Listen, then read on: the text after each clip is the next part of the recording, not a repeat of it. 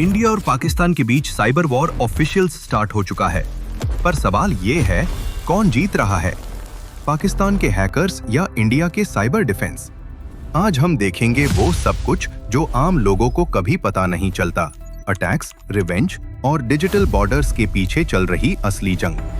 और एंड में एक ट्विस्ट है। हमने बॉर्डर पर कई जंग देखी हैं, टैंक्स, तोपों और लड़ाकू विमानों से लड़ी गई। हमने सोचा था ये वॉर जमीन की है, बारूद की है, लेकिन अब ये वॉर जमीन की नहीं है, स्क्रीन की है। ये टैलेंट की है, कोड की है, दिमाग की है। जिसके पास सबसे ब्रिलियंट हैकर्स, सबसे डेडली मैलवेयर और सबसे डीप डिजिटल नॉलेज है, जीतेगा वही। अब हर सिस्टम की वल्नरेबिलिटी एक टारगेट है और एशिया के दो सबसे बड़े राइवल्स इस इनविजिबल डिजिटल जंग में उतर चुके हैं। इस कॉन्फ्लिक्ट का कैटलिस्ट बना 2025 का वो सिलसिला। अप्रैल 22, 2025 पहलगाम में हुए दहशतगर्द हमले ने आग लगाई। इंडिया ने जवाब दिया, ऑपरेशन सिंदूर 1971 के बाद का सबसे बड़ा क्रॉस बॉर्डर मिलिट्री स्ट्राइक। लेकिन पाकिस्तान का जवाब फिजिकल कम, डिजिटल ज्यादा। उन्होंने अनाउंस किया ऑपरेशन बनियानुन मारसूस, ऑपरेशन आयरन वॉल। ये हिस्ट्री में पहला मौका था जब एक न्यूक्लियर पावर ने ओपनली क्लेम किया कि साइबर अटैक्स उनकी मिलिट्री रिटेलिएशन का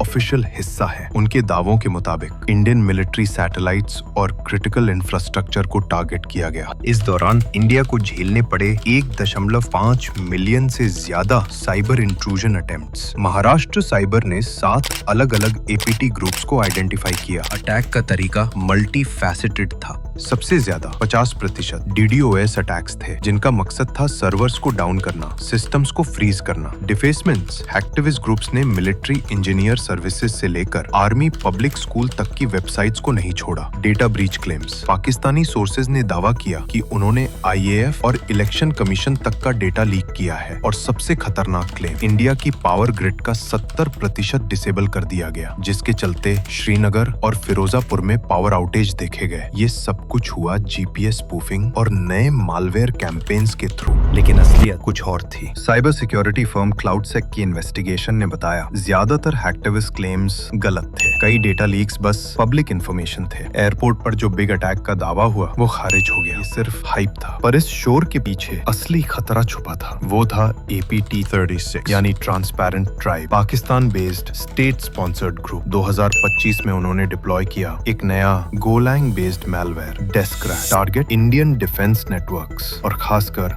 बॉस लिनक्स, इंडिया का इंडिजिनस OS। उनका मेथड सिंपल, डेडली। उन्होंने ऑफिशियल डॉक्यूमेंट बनाकर स्पीयर फिशिंग ईमेल्स भेजे। ये कोई शो ऑफ नहीं, ये मिलिट्री इंटेलिजेंस चोरी करने की कोशिश थी। मई 2025 ने साइबर वॉर में एक नया जहरीला डायमेंशन जोड़ा, AI powered disinformation. Deep fake video और AI जनरेटेड इमेज ने दोनों देशों के नेताओं को गलत रूप में पेश किया। ये डिजिटल वॉर दिमाग पर थी, जिसका मकसद था जनता के मोराल को तोड़ना। महाराष्ट्र साइबर ने अकेले 5000 से अधिक इंस्टेंसेस ऑफ फेक न्यूज और मिस इन्फॉर्मेशन को सोशल मीडिया से हटाया। इस जंग का सबसे बड़ा खतरा न्यूक्लियर एस्केलेशन है। अगर offensive cyber operations NC3 nuclear command, control and communication systems को डिस्टेबलाइज करें तो मिस कैलकुलेशन का रिस्क बहुत ज्यादा। डिस्ट्रीब्यूशन की प्रॉब्लम हमेशा रहती है, जिससे गलती से जंग शुरू हो सकती है। लेकिन हकीकत ये है, ये वॉर अब एक नया नॉर्मल बन चुका है। ये साइबर वॉर अब हो रहा है और जब तक जियोपॉलिटिकल राइवलरी चलती रहेगी, ये डिजिटल जंग